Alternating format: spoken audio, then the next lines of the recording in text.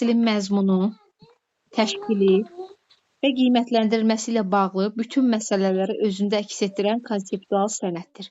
Bir də deyirəm, kurikulum təhsilin məzmunu, təşkili və qiymətləndirilməsi ilə bağlı bütün məsələləri özündə əks etdirən konseptual sənəddir. Məzmun nədir? Şagirdə biz nə öyrədirik, şagird nə öyrənir? Məzmun bax budur. Təşkil nədir? Təlimimizi hansı iş üsulları ilə, hansı iş forması ilə qururuq? Bax odur. Qiymətləndirmədə sonda şagirdin nailiyyət səviyyəsinə qoyduğumuz dövlət tələbidir. Yəni sonda şagirdin nailiyyətini necə qiymətləndiririk? Summativ ilə, formativ ilə, bilmirəm, diaqnostik ilə, bax odur. Yəni nailiyyət səviyyəsini qiymətləndirəcəyik. Konseptual sözünün də mənası dəyişən, yenilənən deməkdir. Yadınızda saxlayın. Çünki biz görürük ki, il-ildən kurikulum yenilənir, dəyişir. Yadınızda saxlayırsınız bunu. Bir də deyirəm, kurikulum təhsilin məzmunu, təşkili və qiymətləndirilməsi ilə bağlı bütün məsələləri özündə əks etdirən konseptual sənəddir. Məzmun, şagirdə nə öyrədirik, şagird nə öyrənir? Təşkil, dərsimizi hansı iş üsulu ilə, hansı iş forması ilə necə qururuq odur?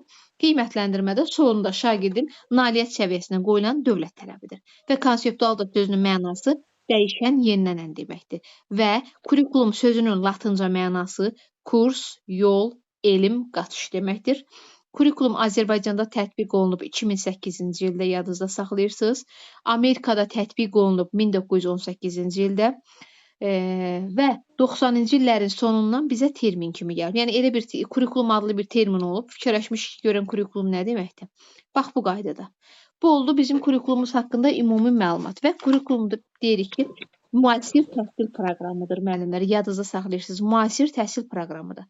Yəni hal-hazırda müasir dövrdə, yəni bu dövrdə bizim hal-hazırda keçdiyimiz dərs nədir? Kurikulumdan keçirik, düzdürmü? Yəni müasir təhsil proqramıdır və təhsil var, təlim var müəllimlər. Müsahibə mərhələsində suallarındandır. Təhsil odur ki, ölkənin davamlı inkişafını və iqtisadi artımını təmin edən əsas faktordur.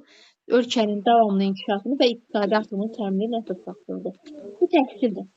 Yəni təhsil illərə dayanır. Bax belə yadınızda saxlayırsınız. Necə illərə dayanır? Bax məsəl üçün deyirəm ki, 9-u qurtardıq, attestat aldıq, təhsil almışıq. 11-i qurtardıq, attestat aldıq, təhsil almışıq.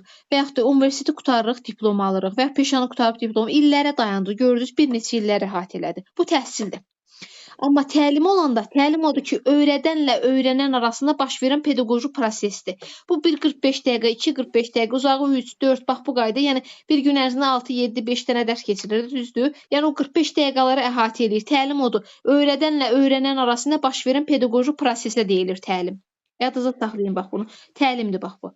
Sonra gəldik dedi ki,